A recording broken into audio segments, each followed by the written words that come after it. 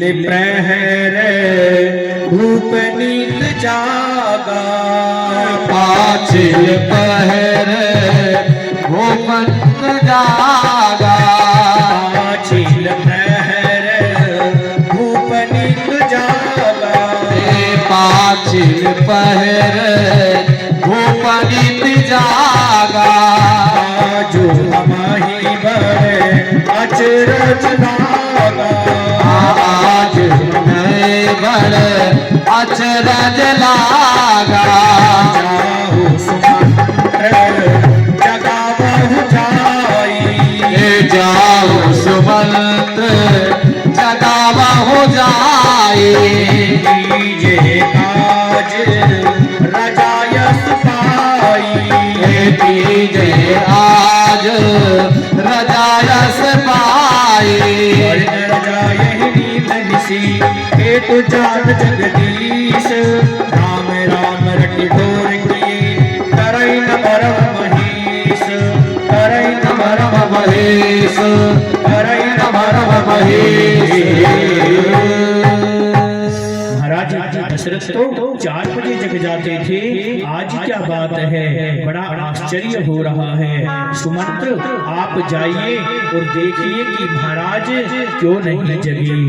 जैसे ही सुमंत्र ने जाकर देखा तो राजा दशरथ तो जमीन पर पड़े हुए हैं, विहीन शरीर हो रहा है, केस फैले हुए हैं, रोने से बड़े बड़े आंसुओं की धार मुखमंडल पर छा रही है। महाराज जैसे चंद्रमा से कोई उसका तेज निचोड़ कर जमीन पर लाकर पटक दे, ऐसे आज महाराज दशरथ का मुखमंडल हो रहा है। दौड़ के सुमंत ने अपने हृदय से लगाकर महाराज को उठाया। महाराज आपके इस कष्ट का क्या कारण है, क्या बात है महाराज, हमें बताइए। महाराज के साथ साथ सुमंत्र भी रुदन करने लगे।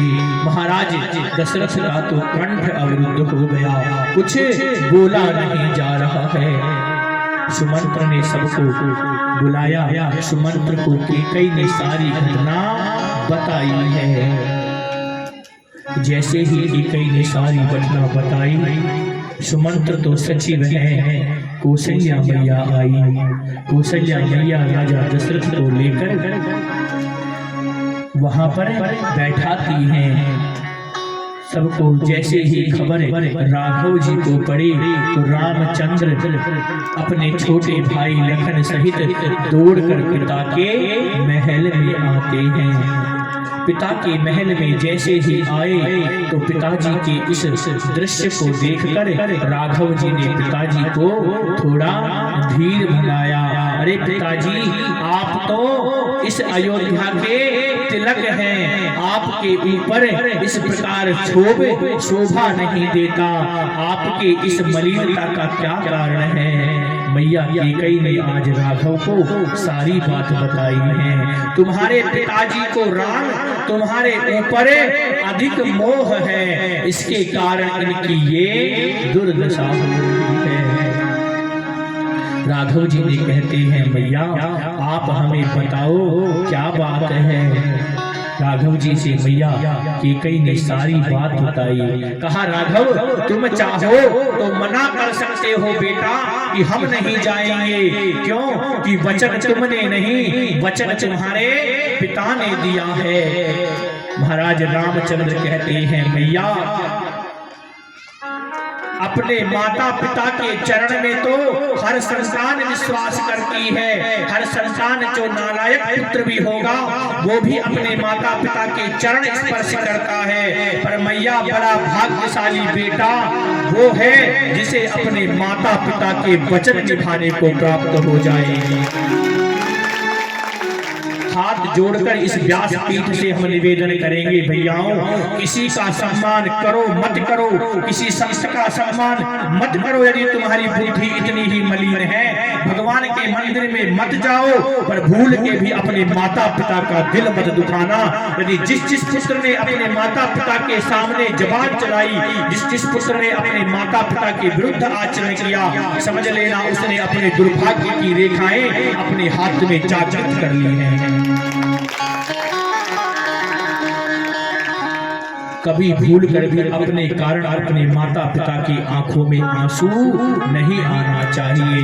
राघव जी तो अब मुस्कुरा रहे हैं भैया, इतनी सी बात है जिसके कारण पिताजी इतने दुखी हो रहे हैं। राघव जी कहते हैं कि सुन जाननी सोई सुत बड़ भागी, सुन जननी सुत बड़ भागी, सुन जननी सोई सुत बड़ भागी, सुन जननी सोई सुत बड़ भागी, जो प्रीत मातु वचन अनुरागी, जो प्रीत मातु वचन अनुरागी, जो प्रीत मातु वचन अनुरागी, जो प्रीत मातु वचन अनुरागी।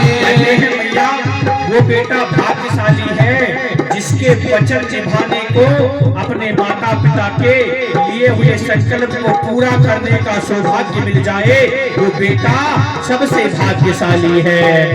कहते हैं हो सुन जननी सोई सुत बड़ भागी, जो प्रीत मातु वचन अनुरागी। राम सिया राम जय जय राम, राम सिया राम जय जय राम। धन्य जन्म जग शीतल आसु, पिता ही प्रमोद चरित सुन जासु।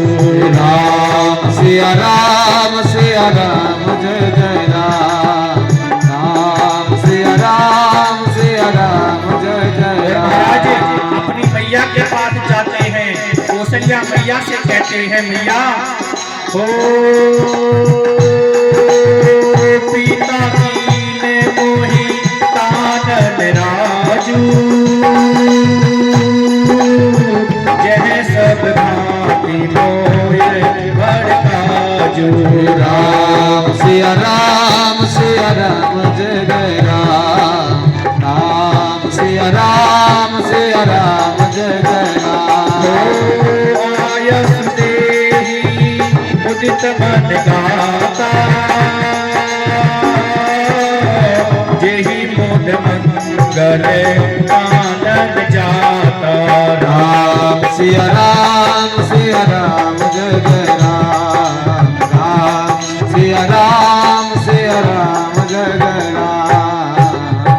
कौशल्या मैया के पास आकर राम जी कहते हैं मैया पिता कीन मोहि कानन राजू, मैया आज पिताजी ने मुझे कानन का राजा बनाया है।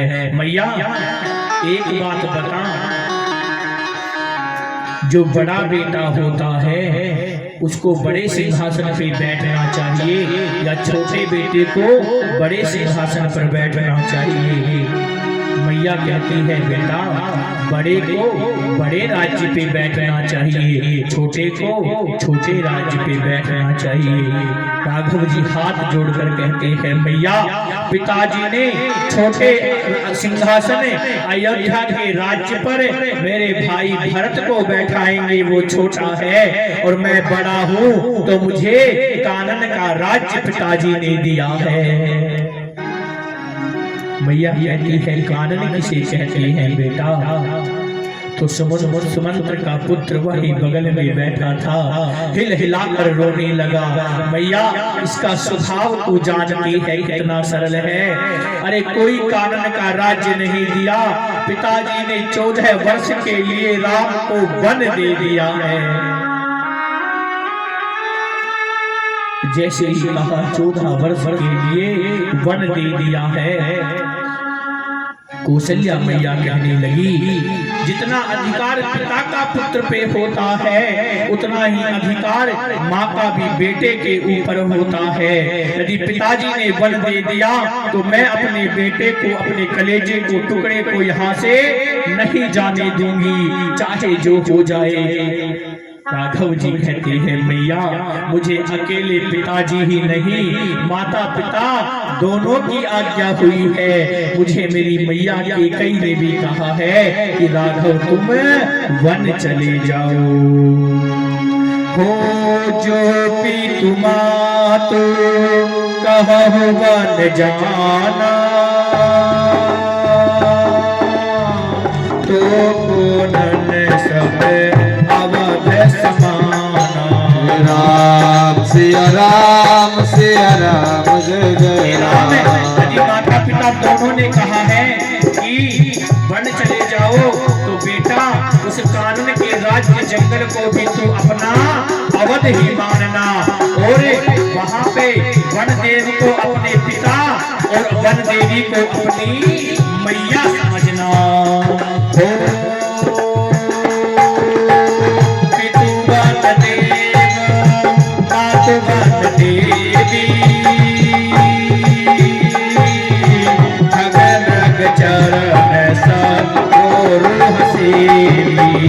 राम सिया राम जय जय राम। राम सिया राम जय जय राम। अभी चल ही रही थी कि मैया सीता आ जाती है। सीता मैया को राघव जी कहते हैं कि अपने माता पिता की भांति हमारे माता पिता की सेवा करना। पर मैया सीता कहती है, हो सुनाओ सिय अति सुकुमारी, सास ससुर परी जननी प्यारी। राम सिया राम जय जय राम। राम सिया राम जय जय राम। जिय बिनु देह नदी बिन नारी,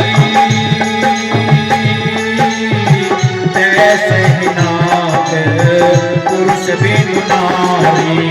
राम सिया राम जय जय राम। राम सिया राम जय जय राम।